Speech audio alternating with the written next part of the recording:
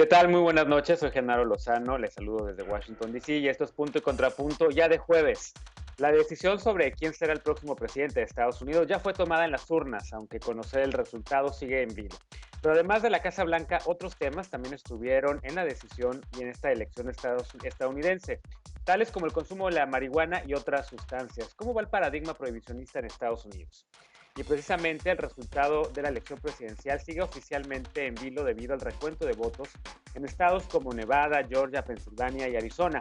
Pero el presidente Trump sigue desconfiando de las autoridades electorales, mientras que el candidato demócrata Joe Biden pide paciencia. Y allá en México fue aprobada la ley Olimpia para combatir la violencia de género en las redes sociales y en el Internet. Muchas legisladoras, muchas senadoras celebraron esta aprobación, pero sus detractores dicen que esta limita la libertad de expresión y que revictimiza a las víctimas. Quédate con nosotros, que ya empieza la mesa de esta noche, esto es Punto y Contrapunto.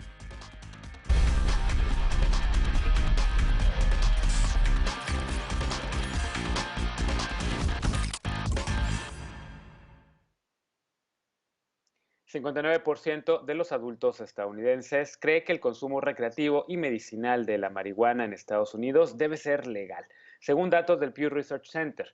Este punto de vista se refrendó este martes cuando en 5 entidades se votó a favor de regular el uso de la cannabis. Veamos el contexto. En la jornada electoral de este 3 de noviembre, 5 estados aprobaron la regulación de la cannabis: Arizona, Mississippi, Montana, Nueva Jersey y Dakota del Sur. Además, Oregón aprobó despenalizar la posesión de drogas consideradas duras, como cocaína y heroína, así como el uso terapéutico de psilocibina, presente en los hongos alucinógenos para personas mayores de 21 años. También aprobó un programa de tratamiento para adicciones financiado con los ingresos fiscales de la cannabis. En Arizona, personas mayores de 21 años podrán portar y usar hasta una onza de marihuana, 28.34 gramos, y cultivar en sus casas hasta 6 plantas. En Mississippi, 67% de los votantes aprobó que quienes tengan afecciones médicas debilitantes puedan usar legalmente cannabis medicinal, y en Montana, que aprobó el uso medicinal desde 2004, se aprobó establecer una edad mínima legal para comprar, consumir y poseer alcohol y marihuana. En Nueva Jersey, los mayores de 21 años podrán poseer y usar cannabis con fines recreativos, así como cultivar, procesar y vender marihuana al por menor. También Dakota del Sur votó por regular el uso para mayores de 21 años y poseer o distribuir hasta una onza para fines recreativos, mientras que los usuarios de cannabis medicinal no tendrán límite para la siembra en sus hogares. Sumando estos estados, 16 estados, además de Washington, D.C., han aprobado regular el consumo de cannabis recreativa y 33 la medicinal. Punto y contrapunto.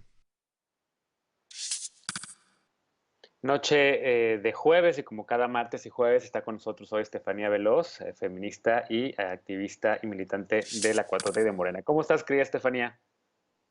Querido Genaro, un abrazo hasta Washington, D.C. Alejandro Encinas también, politólogo y con el corazón en la 4T. ¿Cómo estás? Muy bien, muy bien. Buenas noches. Felicidades por la cobertura. Muchas gracias. Ana Villagrán, concejala de la alcaldía Cuauhtémoc por el Partido Acción Nacional. ¿Cómo estás? Muy bien, Genaro, muy orgullosa de ti, viendo todo lo que están subiendo tu equipo de Foro TV. Muchas gracias. Y Martín Vivanco, abogado, columnista del periódico El Universal y analista. ¿Cómo estás?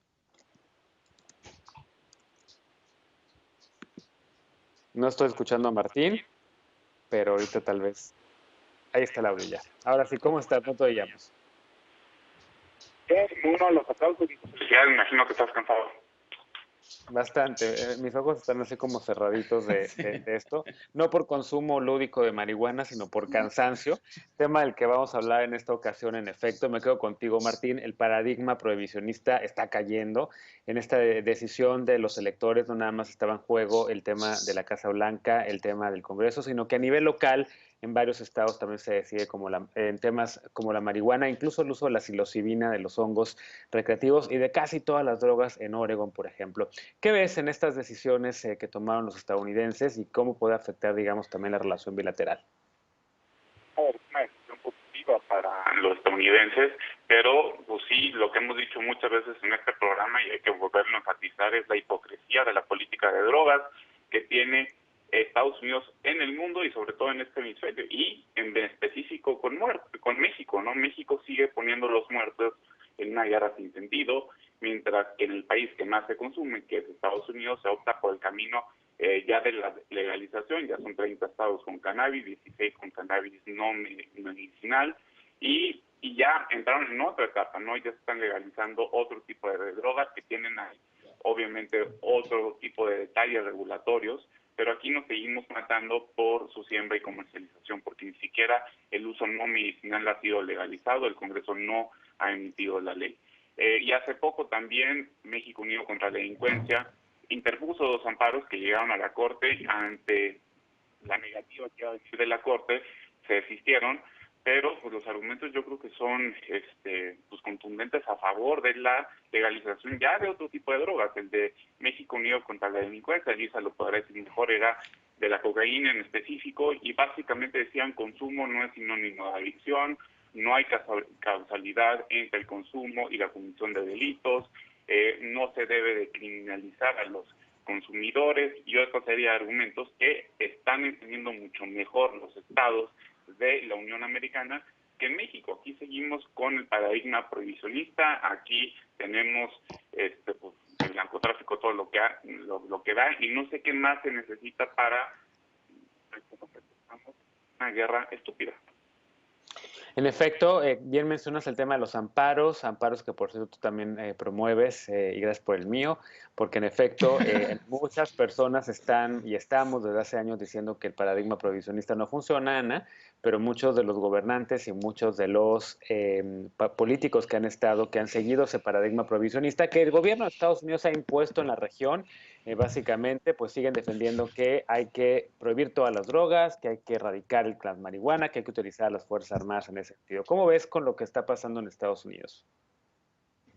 A ver, de entrada decir que desde México, desde la realidad de México, creo que cuesta un poco de trabajo entender la decisión de Arizona, New Jersey, Montana, Dakota del Sur, Mississippi y sobre todo muchísimo más la de Oregon, ¿no? Porque una cosa, nosotros apenas estamos aún en el baby debate respecto a la marihuana, y allá en Oregon ya están con aprobación de cocaína, metanfetamina, lo de los hongos no sorprende tanto, pero lo de la heroína. Creo que sí estamos en 2 universos paralelos, ni siquiera paralelos, yo creo que diametralmente separados, pero a ver, a mí no me gusta posicionarme en términos de un discurso como prohibicionista en el sentido como de lo conservador. Muchas personas, de Acción Nacional y de otros partidos y como tal de la sociedad mexicana, no entendemos en términos del consumo de drogas en aras de un desarrollo humano. Es decir, nosotros no entendemos por qué, de qué manera drogarse o consumir drogas, que me gusta la separación que hace Martín respecto a que el consumo no es igual a volverse adicto, pero no sabemos como por qué tendría que formar parte del desarrollo de las personas el consumir drogas. Sabemos que es una opción, y más cuando lo manejan en términos como de diversión, pues, ¿cómo le llaman cuando no es como... O sea, cuando lo hacen por una decisión, lúdico.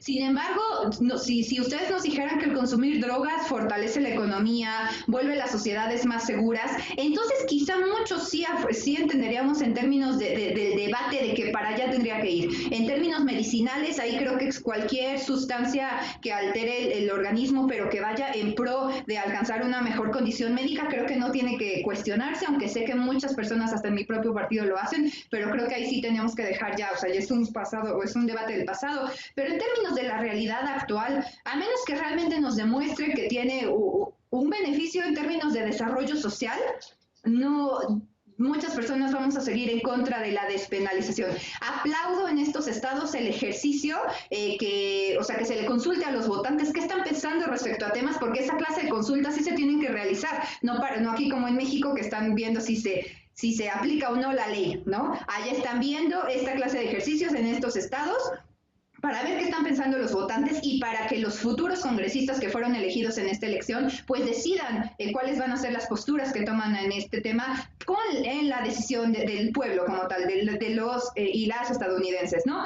Pero yo sigo sin entender, te digo, yo y muchas otras personas, cuál es el objetivo de consumir drogas. Si lo hacen por una decisión, que bueno, pero que entonces los consumidores se hagan responsables de sus adicciones, se hagan responsables de mantener la creación de, pues, de clínicas donde se les atienda y que también entonces estén buscando una reglamentación para que no haya terceros lastimados por el consumo de drogas, como también tendría que haber por el consumo de alcohol o por el consumo del cigarro. Bien, Veloz, levantaste la mano. También Martín, podemos darle primero la palabra a quienes no han hablado y después vamos con contrapuntos. Veloz. Sí, a ver, no se tiene que demostrar nada en términos del uso y no se trata de la libertad. Demuéstrenos por qué se tiene que utilizar la marihuana. Se trata del libre desarrollo de la personalidad y el libre desarrollo de la personalidad implica que si quieres usar ese tipo de sustancias podrías y que además la política, como bien decía Martín, de prohibicionista alrededor de eso, lo que hace es criminalizar y principalmente criminalizar minorías. Y en Estados Unidos, en el movimiento de Black Lives Matter, en este momento, choca también con todas estas agenda de Clinton se estuvieron haciendo con la ley de los 3 strikes, que lo que hacía era que en las minorías y en los barrios marginados, pues por el consumo de la marihuana, tenían generaciones y generaciones de personas encarceladas. Creo que hay que entender un poco el contexto de la consulta. En cada estado se hicieron preguntas distintas y creo que la clave está en que son tres conceptos distintos: la posesión, el consumo y la compra. Y entre todos los estados que se consulta se hacían esas 3 diferencias. Claro que el de Oregon fue mucho más amplio en los términos de qué es lo que qué es lo que iba a votar la gente. Y hay otros en los que fueron un poco más conservadores, como el estado de New Jersey. El estado de New Jersey o de Nueva Jersey es de los más conservadores porque además impuso una regla de consumo de 2 gramos, no 2 gramos, más o menos así, no sé cómo esté la traducción, pero que es muy poco. Lo que pasa es que es de los estados que más criminaliza por tener marihuana, por la posesión de marihuana. ¿Qué sigue después de esto? Que se hagan leyes alrededor y las leyes alrededor van a depender de lo que se haya decidido en cada estado. Y por eso aplaudo que Ana esté diciendo que las consultas funcionan, porque a eso nos estamos caminando en México. No dije con eso, aplaudía su organización. Buscando que las consultas se hagan así y además, dicho sea de paso, la consulta se hizo el día de la elección. ¿Por qué? Porque los días de elecciones se hacen las consultas para ahorrar dinero, porque esa es la lógica y creo que podríamos recuperar mucho de este ejercicio. Bien. Ahora, sí está diciendo que es un signo de cambio de los tiempos. Creo que eso significa que los tiempos están cambiando, porque han ido cambiando los estados que naturalmente eran conservadores y que se rehusaban. Bien. Los estados hubieran libre de marihuana. Creo que esto es una puerta para empezar a desquebrajar la política conservadora de los expresidentes, que lo único que ha hecho es criminalizar minorías y que hoy se lleva de la mano con todo el proceso de la policía y de la brutalidad policíaca, y creo que ese es un gran momento para Estados Unidos que refleja un cambio verdadero de generación y de pensamiento. Bien. ¿Cómo lo ves tú, Alejandro? En efecto, las encuestas sí han ubicado. Si empiezas a ver cuando empiezan a medir entidades o organizaciones como el Pew Research Center el tema de qué tanto la gente está de acuerdo con el consumo legal de alguna sustancia, en efecto eso ha ido cambiando y cada vez hay mayor aceptación, como con otros temas, como con el derecho a decidir, como con el matrimonio igualitario, etcétera. No, sí hay un cambio, digamos, generacional en ese sentido. ¿Cómo ves esta discusión tú? Sí, efectivamente hay un cambio generacional y que conforme pasen los años va a seguir incrementándose esta tendencia. Yo lo veo muy bien porque, a ver, quien plantea un debate sobre legalización o regular el consumo y la posesión de drogas no es porque lo quiera promover, no es como, por ejemplo, lo mismo se dice del aborto, quienes lo critican, es que están promoviendo que las mujeres aborten, nadie lo está promoviendo. Lo que se plantea es abordar un tema desde un enfoque no punitivo, que no por abortar, que no por consumir drogas una persona vaya a parar a la cárcel, sino más bien desde un enfoque de disminución de riesgos, de derechos humanos, de acceso a información y de combate, en este caso de las drogas, a la delincuencia organizada, en donde más le duele, que es en el bolsillo. yo creo que pues ya Estados Unidos pierde credibilidad a nivel internacional en esta presión que ejerce sobre otros países para que mantengan el régimen prohibicionista, cuando dentro de casa sus propios estados están rápidamente en una tendencia de legalización. Y el caso de Oregon va a ser de estudio. Yo creo que va a ser un laboratorio y habrá que analizar los efectos de no solamente regular la marihuana, sino también otro tipo de drogas duras. Y ahí yo creo que también en México hemos estado postergando un debate, hay emplazamientos de la Corte que obligan ya al legislativo a legislar, a regular sobre la materia, pero han estado corriéndose por una u otra razón. Creo que ya es tiempo de eso, pero también de ir más lejos, por ejemplo, en la cuestión de los cultivos de amapola. En México, sobre todo estados como Guerrero, son principales productores, grandes productores de amapola, que tienen muchos usos medicinales, sobre todo para la medicina del dolor. Tenemos un desabasto o tenemos un desabasto de este tipo de medicamentos que traemos de fuera. Y mientras, aquí estamos castigando y persiguiendo a los productores locales de amapola, cuando podría ser una actividad económica vinculada con temas económicos lucrativos, pero que además proveyera a los sistemas de salud de medicinas contra el dolor, de mitigar, sobre todo en los pacientes terminales o con mayores afectaciones, estos momentos distintos. Y lo otro, yo creo que queda claro que quienes han querido siempre mantener el régimen prohibicionista, pues son los Cienfuegos, son los García Luna, que encuentran jugosos negocios en el prohibicionismo porque incrementan el precio de las drogas, pero sobre todo también fomentan mayor control de las instituciones que velan por, en términos oficiales, la seguridad pública.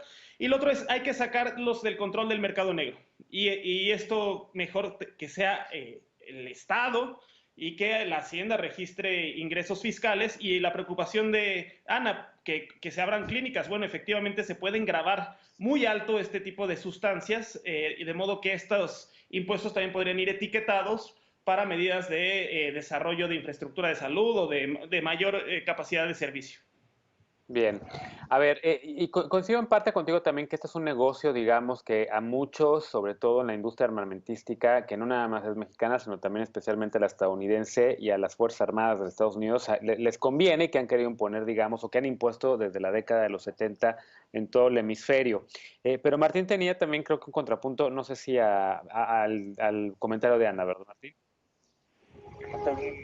Con el pie, o sea, ¿cómo ves que ahora las consultas están bien cuando estuvo argumentando en contra de la consulta popular 40, no sé cuántas veces lo argumentamos aquí, pero a ver, si esa consulta se hiciera en México, ya no sé con esta corte, pero en principio no pasaría porque la corte ya reconoció que el consumo de cannabis está íntimamente relacionada, sino que es una manifestación de un derecho fundamental, los derechos, que es el libre desarrollo de la personalidad, y los derechos no se ponen a consultar. Aquí no se podría organizar eso.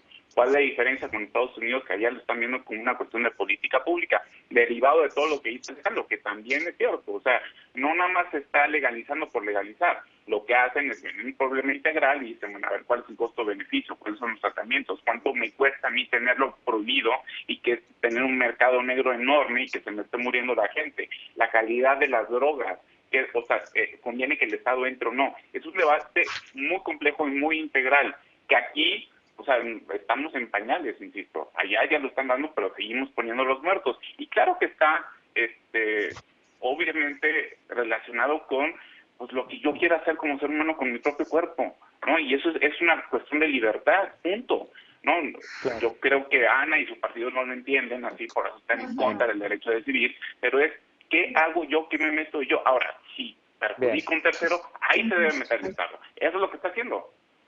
Bien. A ver, simplemente porque ahora sí, esta noche fuimos 3-4 contra 1. Entonces, adelante, Ana, cierra, por favor, este bloque y rápido, porque tenemos poco tiempo. Muchas gracias, G.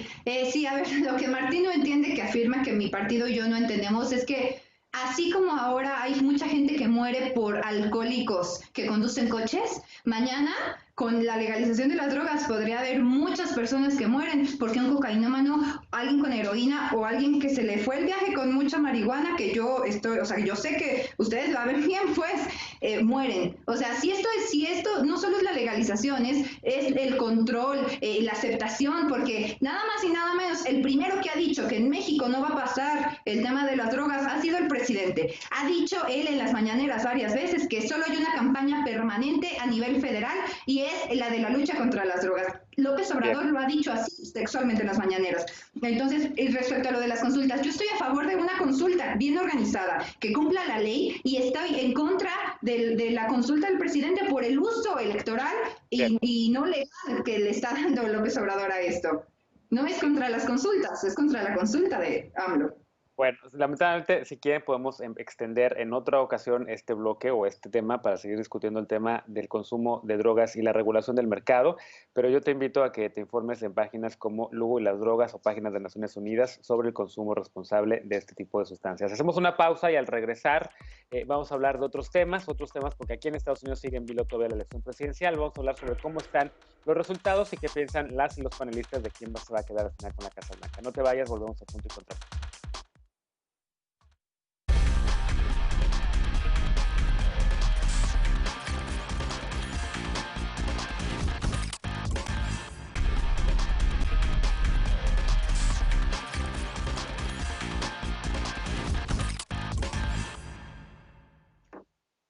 Estamos de regreso en Punto y Contrapunto. Mientras Donald Trump tuitea sobre el supuesto fraude electoral que se ha gestado en su contra y Twitter bloquea sus mensajes con la advertencia de que contienen información falsa o imprecisa, el candidato demócrata Joe Biden se mantiene calmado, llamando a esperar el conteo de votos, pidiendo paciencia y asegurando que él se siente bien.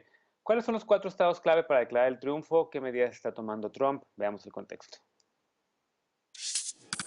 A 2 días de las elecciones presidenciales en Estados Unidos, este jueves, la atención se centró en el recuento de votos en 4 estados. Después de que los votos 16 electorales de Michigan y los 10 de Wisconsin fueran para el candidato demócrata Joe Biden, la definición de Nevada, Pensilvania, Arizona y Georgia se convirtió en definitoria. Nevada otorga 6 votos, Pensilvania 20, Arizona 15 y Georgia 16. Aunque Carolina del Norte, que otorga 15 votos, también mantenía el recuento, los observadores consideraban que difícilmente la perdería Donald Trump. La victoria del republicano en 2016 estuvo marcada por los resultados en estados donde ganó con una diferencia de menos de 1 punto porcentual en Wisconsin, Michigan y Pensilvania. También ganó en Carolina del Norte con 3.7% y en Georgia con 5.2%. Trump ha iniciado acciones legales para detener el conteo en estos estados, argumentando que se está cometiendo fraude. This is a fraud on the American public. Analistas han señalado que si bien en algunas de estas entidades ya ha concluido el voto ejercido en la jornada del martes, aún se están contando o está pendiente el conteo de las boletas enviadas por correo. Punto y contrapunto. Bueno, un hecho sin precedentes en la democracia de Estados Unidos, Estefanía, y tú también estabas por acá en Washington, D.C., siguiendo el tema electoral también. Un presidente en funciones desconociendo resultados, diciendo que hubo votos legales y votos ilegales, diciendo que solo va a reconocer el resultado si le favorece a él o no. ¿Qué pensar, qué decir de todo lo que viste aquí en Washington y de lo que está ocurriendo, digamos, en estos momentos todavía, prácticamente ya martes, miércoles, jueves, a 3 días de que se realizaron los comicios? Es difícil y creo que también da mucha tristeza que hoy el Estado sea también la oposición, ¿no? Que el establishment sea el opositor y que se esté comportando como opositor y que estén tratando de utilizar todo el aparato para tratar yo creo que de confirmar lo que ya venía pensando el pueblo estadounidense, que es que iba a haber un fraude electoral a las luces de todo el mundo, como lo ha hecho el gobierno constantemente en muchas otras cosas. Y sí me parece complicado, porque ese es el sentir. Me preguntabas que cómo se veía, y tú que estás allá, mucha incertidumbre, porque creo que hoy Estados Unidos está en un panorama en el que puede pasar absolutamente lo que sea. Y empezando con la guerra legal que ha emprendido Donald Trump con su abogado, que es Rudy Giuliani, que ya ha ido estados por estados tratando de impugnar o de pedir el reconteo de los votos en esos estados donde ha perdido, de señalar directamente al Partido Demócrata como el orquestador de este fraude electoral. Y sí es muy difícil porque los estadounidenses no están del todo acostumbrados, el bastión de la democracia, el país que ha ido a poner el ejemplo, aunque sea con mano dura, y a poner bases militares en nombre de la democracia a los países en los que ha pensado que no existía, en los que se estaba supuestamente violentando el derecho de la democracia de los ciudadanos de países como Venezuela, de países como Irak, de países como Siria, y la lista es larguísima desde 1970 por lo menos.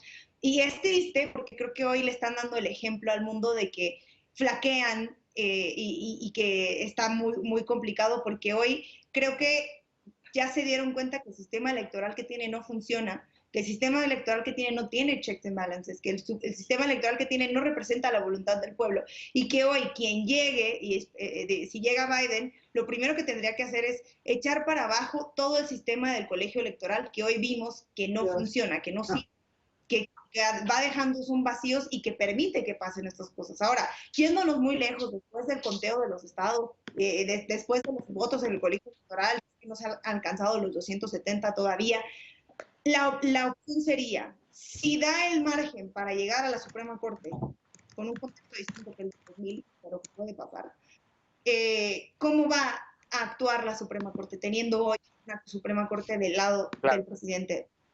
Esa es la gran pregunta y no la vamos a terminar de contestar hasta las próximas semanas, pero ni nosotros ni el pueblo estadounidense. Y creo que hoy, ante los ojos de todas las personas del mundo, se está tratando de orquestarlo, puede llamarse un fraude, no sabemos todavía, yo no me atrevería a decir qué es eso, pero camina como pato, habla como pato y podría ser pato, ¿no?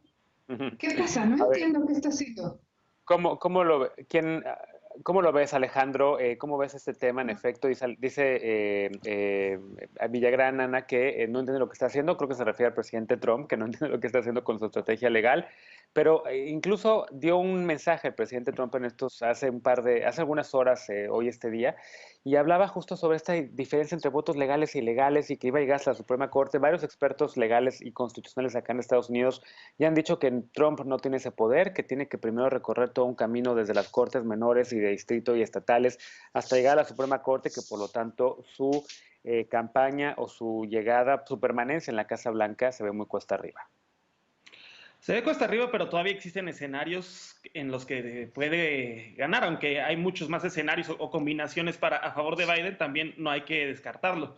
Y yo lo que veo es que estamos como ante un empate catastrófico, el peor de los escenarios para una democracia. Muy cerrados los resultados, y un presidente que es pues fuera de serie, inédito, que alguien desde el poder sea el que denuncia el fraude y no la oposición. Eso nunca lo había visto yo. Pues evidentemente cuando dispones de los recursos institucionales, materiales, financieros del Estado, es cuando la oposición te denuncia de fraude, pero denunciar desde el poder a la oposición que estás cometiendo un acto fraudulento me parece poco creíble.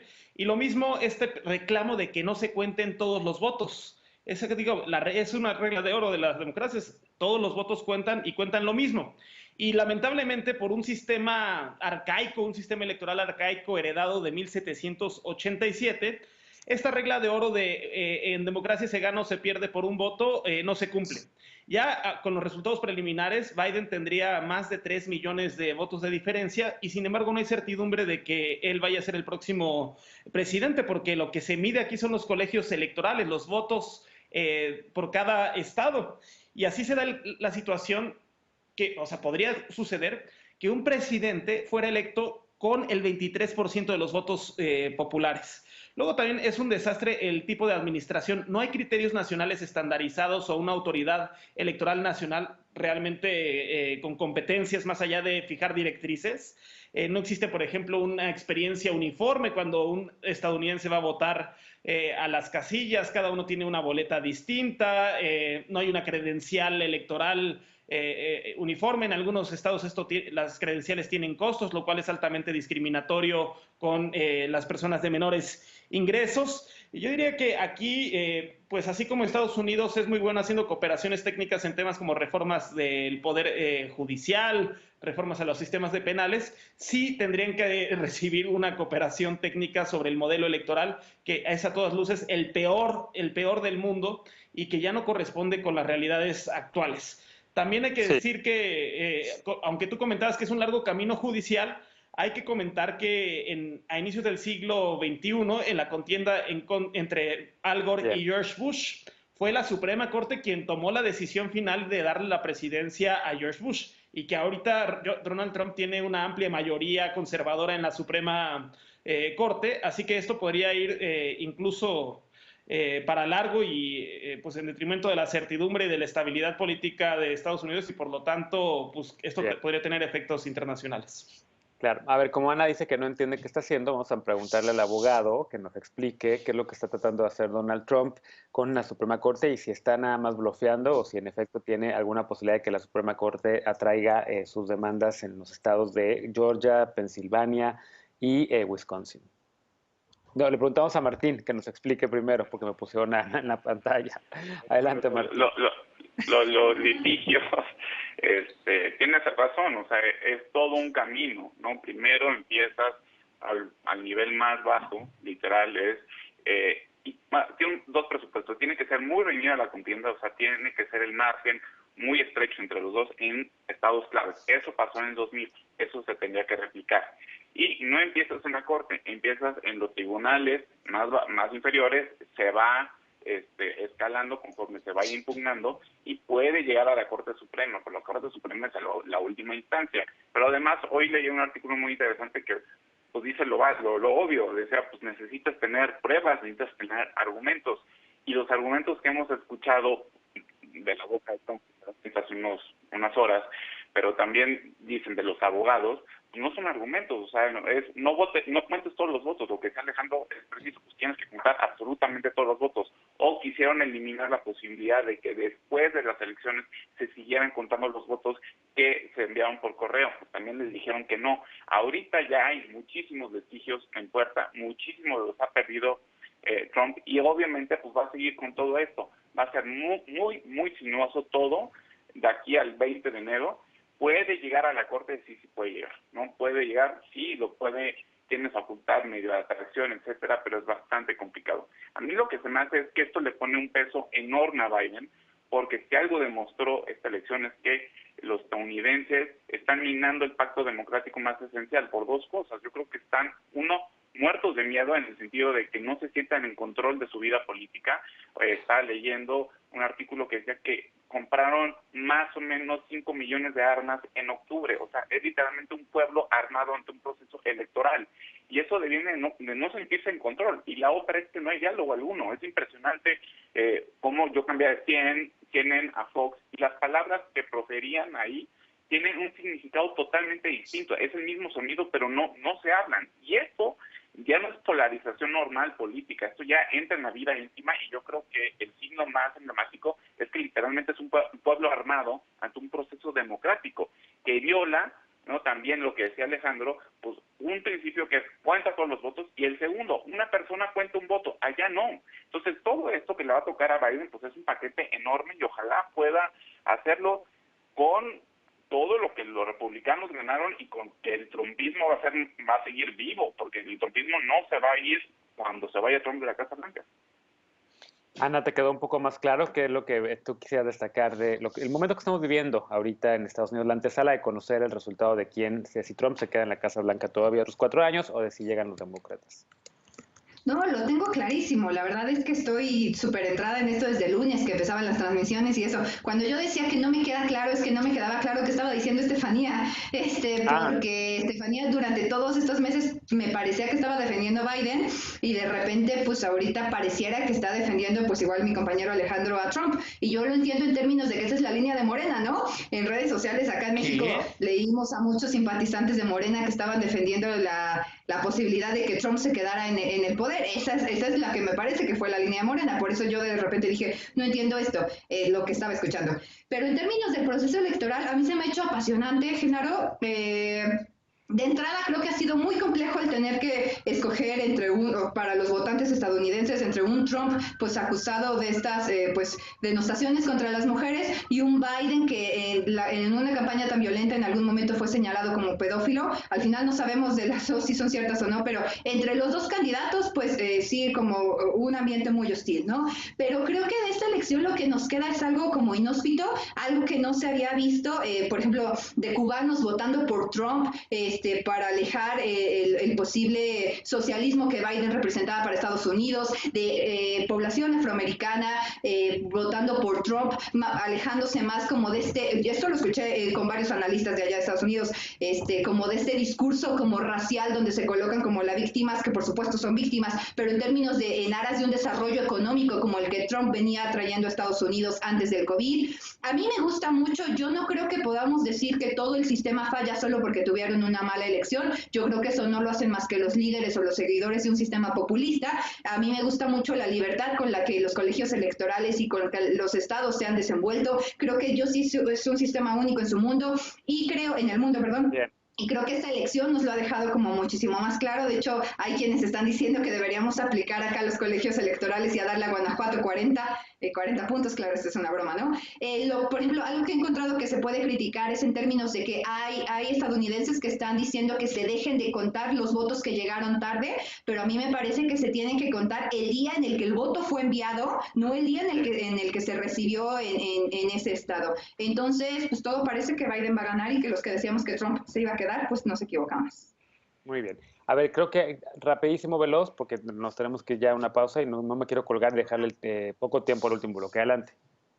Bueno, primero voy a decir que no es cierto, que creo que Ana no escuchó muy bien, porque justo lo que estábamos diciendo Alejandro y yo era totalmente lo contrario, que no entendíamos cómo Trump se estaba comportando de esta manera, siendo el Estado y que se esté comportando como oposición. Creo que hay que poner atención. Y la otra es, pues yo no sé en qué análisis político ha estado viviendo Ana, porque los cubanos en Estados Unidos siempre han votado por el Partido Republicano. No sé por qué a ti te sorprende. Eso no es nuevo. El porcentaje de personas también de la comunidad también hay republicanos. Entonces, nada más sí me gustaría dejar claro en nombre de mi compañero Alejandro y yo, a quien escuché plenamente, que jamás se está apoyando a Trump y que creo que Ana tiene que escuchar mejor. No sé si le pueden hacer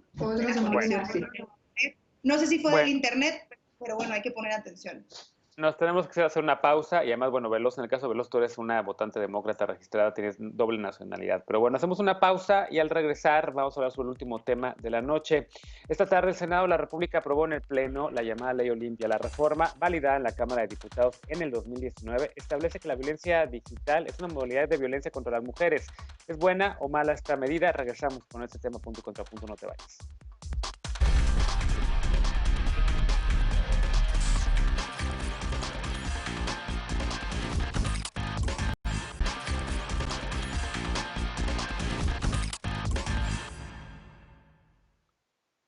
Estamos de regreso en Punto y Contrapunto.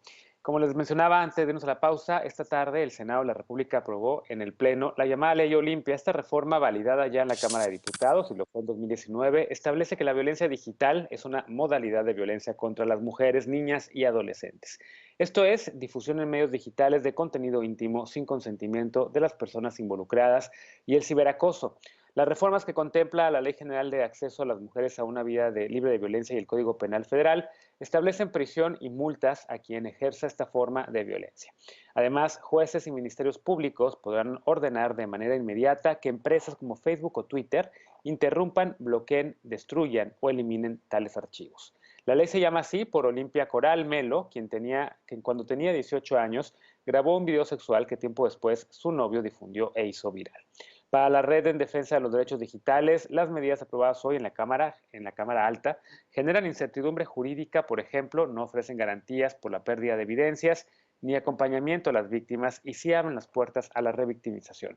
Señalan también que la descripción del contenido como íntimo sexual resulta ambigua y puede acarrear consecuencias negativas para las propias víctimas.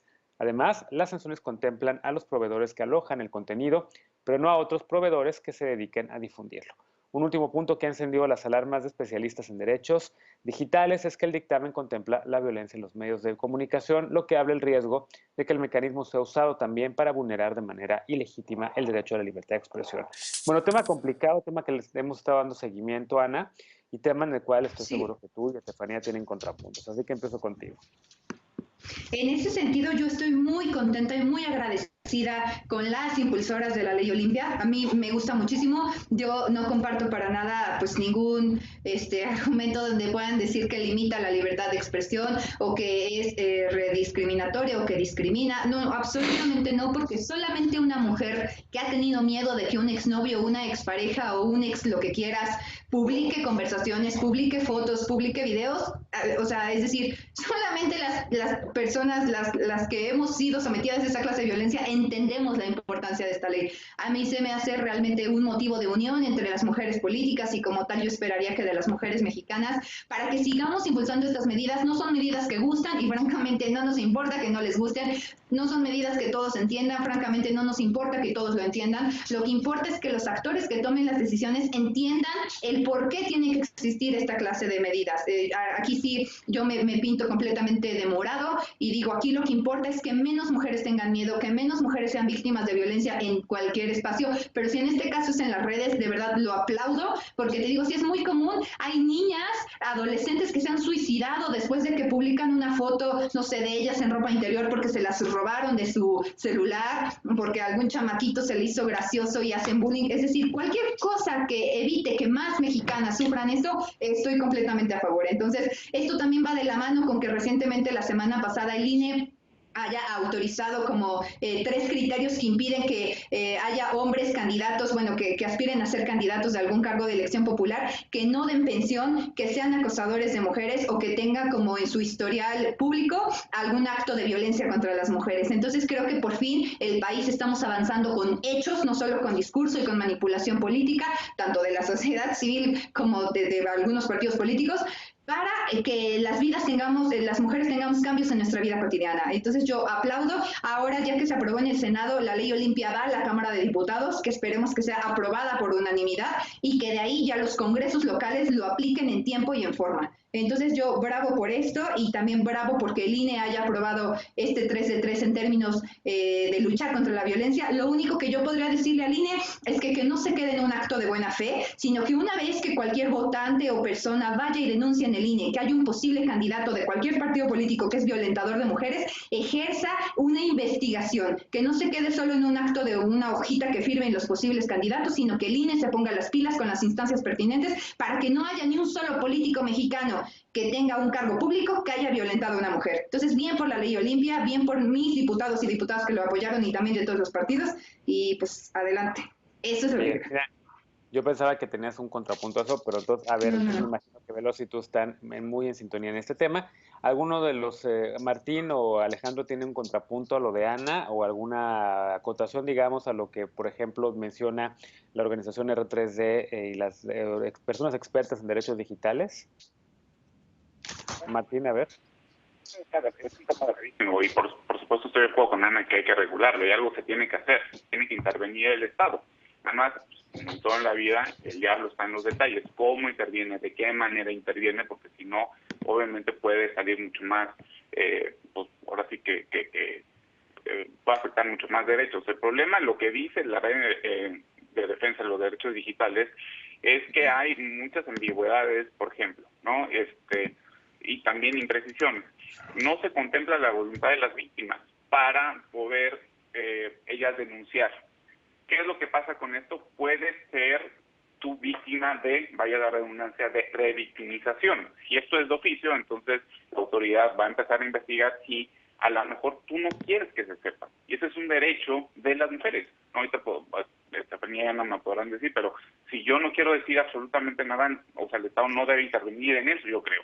La otra es que no se pone que el que comparta la información tiene que, dice dolo, pero no le ponen conocimiento. Hay unos que dicen que el dolo implica conocimiento, pero lo que dice la red dice, debería de incluir la palabra a sabiendas, ¿no? Para que a sabiendas de que no hay consentimiento de la persona estás compartiendo una imagen, ¿no? Y la otra es que dice, se tiene que compartir contenido íntimo sexual. ¿Qué es íntimo sexual?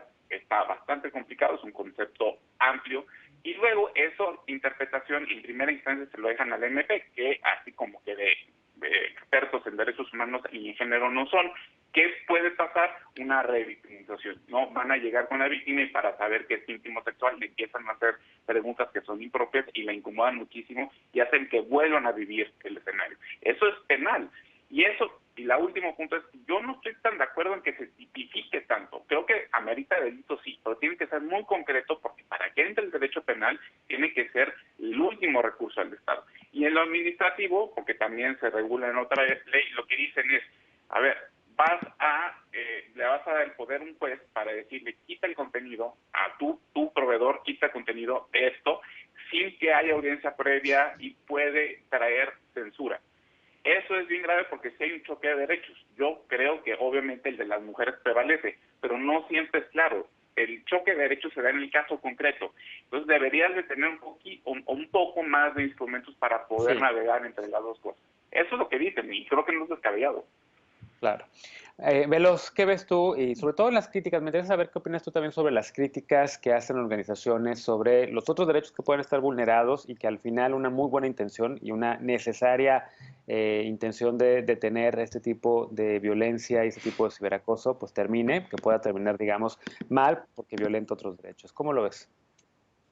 Sí, más allá de violentar otros derechos, hay unas cosas y en algunas coincido con lo que decía Martín, que son imprecisas, pero que creo que también tendrán que llegar muy perfeccionadas a la legislación local y que creo que parte del trabajo que ha hecho Olimpia Coral, la compañera también Frida Gómez, que ha estado en este espacio mucho tiempo, personas a las que conozco muy bien, y esa es ir perfeccionando cómo cómo va a llegar y cómo va a permear en los estados.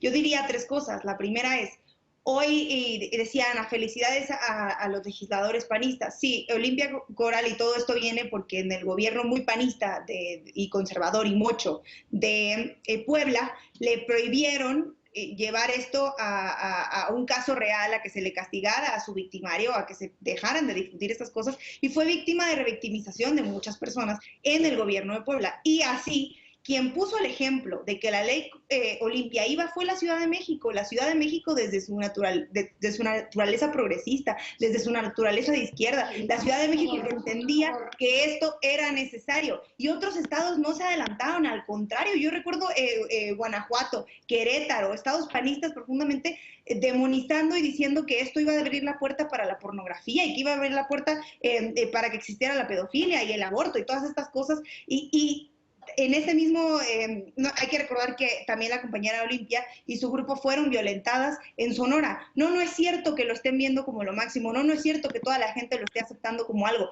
Por eso implica que hay que explicar muy bien de qué se trata. Y de lo que se trata es, quien difunda imágenes sin consentimiento personales, quien las difunda, quien las venda, quien las trafique, es sujeto o sujeta a alguna sanción, y creo que ahí está la clave, y es sujeta o sujeto. Se habla mucho de la parte de que los hombres y los hombres y los hombres. Hay que decir que también, y lo ha dicho Olimpia, la utilización de esos instrumentos políticamente para mujeres que se han jugado candidaturas y esto existe, pero no había sanción hasta ahora, y esta es la belleza de que se esté sancionando el difundir estas imágenes, que es una forma de piso parejo, y ahí en el piso parejo entra la última parte que quisiera mencionar. Bien. En ese piso parejo vienen los medios de comunicación, y en los medios de comunicación han sido exentos una y otra vez de todo lo que ha ido cambiando en la legislación, que ha permitido proteger los derechos de las mujeres, y los medios de comunicación y las redes sociales se lavan las manos y se limpian las manos y no quieren hacer nada al respecto. Y creo que hoy, en la Ley General de Acceso a una Vida Libre de Violencia de las Mujeres, como quedó en el Senado plasmado, se dice claramente que los medios de comunicación también son corresponsables de difundir este tipo de imágenes y que se tienen que tomar medidas. A mí me parece perfecto, me parece que era momento. Bien. Y que no tenía una ley tan bien como esta que estársela jugando en cada estado por estado, y que esto era lo que tenía que pasar, y pues enhorabuena. Perfecto. A ver, y finalmente Alejandro, a menos de que después Ana también quiera tener un comentario final. Alejandro, adelante. No, muy breve, coincido con todo lo aquí expresado.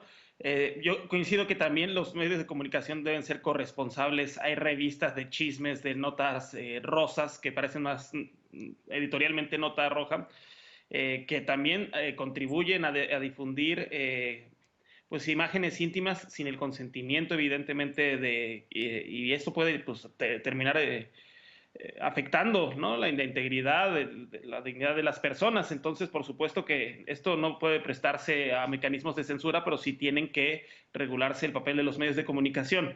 Y me quedo con la duda de si se podía hacer esto a nivel nacional. Les pregunto a los abogados de la mesa. Si el código penal, porque todo esto, como decía Estefanía, estaba siendo legislado estado por estado, pero sí entra entonces dentro del código penal, digamos, a nivel nacional, que es yo una de las críticas que he estado escuchando sobre el dictamen que hoy se votó en el Senado. Así es. Y finalmente, Ana, ¿querías hacer un último comentario para cerrar? Porque este bloque se nos fue el tiempo nosotros dos. Es de entrada, por ejemplo, pues decir que pues lo puntualizamos en el término de violencia contra las mujeres, pero esto de la ley Olimpia sí es cierto que también va a poder aplicar para cualquier hombre que sea vulnerado en ese sentido. Pensé luego en el caso de Sage, ¿no? Eran pues fotos íntimas entre dos personas que tenían una relación establecida o lo que sea, y al final esas fotos se filtraron y pues arruinaron una familia o arruinaron quizá la reputación de una persona o como sea, ¿no? Esto sí va a aplicar para ambos sexos o para cualquier persona que se sienta violentada. Creo que sí se tiene que estudiar mucho en términos de, no puede haber censura para los medios de comunicación, eso sí, yo creo que, como bien señalaba Martín, sí son dos derechos que se encuentran, pero en términos de la violencia contra la mujer, creo que esto es un gran paso, y yo les recomendaría que pues cuando Estefanía, que es la feminista de la mesa, cuando hable de estos temas, se concentre más en explicar los beneficios para las mujeres y no tanto en atacar al PAN, porque pues hay posturas donde vamos a ser irreconciliables y el PAN se va a mantener firme, pero también hay otras posturas, como aquí en la Ciudad de México, que el PAN con nuestro diputado Federico Dorin, de hecho, posicionó muchas veces a favor de la ley Olimpia cuando tenía resistencia de mucha gente de Morena. Y las cosas también hay que decirlo, que Morena también tiene gran ala conservadora, empezando por el presidente. Entonces, bueno. Uy, ahora que fue su iniciativa. Ahora resulta que fue su iniciativa, ¿no es cierto? Yo no dije eso, Estefanía, yo no lo dije. Yo solo dije que hay panistas que estamos impulsando esto y también se le tiene que contar al PAN. Y ya. Ustedes jamás intentaron Olimpia ni una vez. Al contrario, fue Claudia Sheinbaum eso no que llevarlo. Así fue. Bueno, acepten la realidad. Bueno, pero Ana no dijo que era la iniciativa del PAN, dijo que muchas veces un diputado del PAN defendió esta iniciativa cuando muchos de Morena no, pero no es realmente, eso no es decir que era del PAN. Pero bueno, seguimos con esta discusión otro día porque tenemos que hacer una pausa para regresar a despedirnos de las y los panelistas de esta noche, así como con la paparrucha de este jueves. No te vayas, esto es Punto y Contrapunto, volvemos.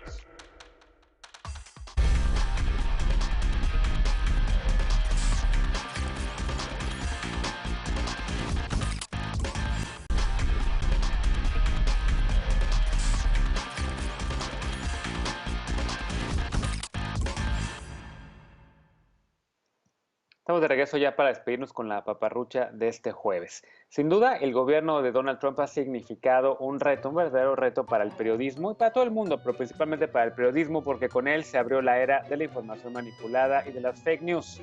Según un estudio elaborado por el Laboratorio de Periodismo de la Escuela Nieman de Harvard, en Internet hay al menos 429 medios de comunicación financiados y operados por funcionarios de gobierno, candidatos o agentes de partidos políticos donde se presenta información manipulada. Según el reporte, los sitios tienen un enorme potencial para exacerbar la polarización en las comunidades locales a favor de alguna tendencia partidista. De los 429 sitios identificados, 421 son de tendencia conservadora. Algunos incluso vinculados con el movimiento conocido como QAnon, que surgió en un sitio de foros de discusión cuando un usuario anónimo, conocido como Q, dijo ser funcionario de gobierno con acceso a temas de seguridad nacional. Según su historia, el presidente Trump tiene un plan para arrestar a políticos y estrellas de Hollywood por corrupción y abuso infantil, y los demócratas desesperadamente intentan impedirlo. Esta teoría conspiracionista ya había surgido en el 2016 con el famoso Pizzagate, que aseguraba que Hillary Clinton integraba una red de pornografía infantil en el sótano de una pizzería en la ciudad de Nueva York. La información, por supuesto, era completamente falsa. The New York Times publicó hoy que las campañas de desinformación tras las elecciones del 3 de noviembre han sido tan intensas que en tan solo 24 horas generaron más tráfico que las de 2016. Es por eso que te pedimos que no caigas en paparruchas, en noticias falsas, en fake news. Verifica siempre la información que recibas antes de compartir y sigue cuidándote que la COVID anda suelta. Utiliza cubrebocas que cubran nariz y boca, mantén la sana distancia, no bajes la guardia, cuídate y cuida a los demás, evitando fiestas y eventos masivos. Soy Genaro Lozano, gracias por habernos acompañado esta noche. Gracias, Martín. Gracias, Ana. Gracias, Alejandro. Y gracias, Estefanía. Nos vemos por acá la próxima semana, el próximo lunes. Mañana se quedan con Eder Guevara al frente Punto Contra Punto. Y nos vemos por acá el lunes. Gracias y bonito fin de semana.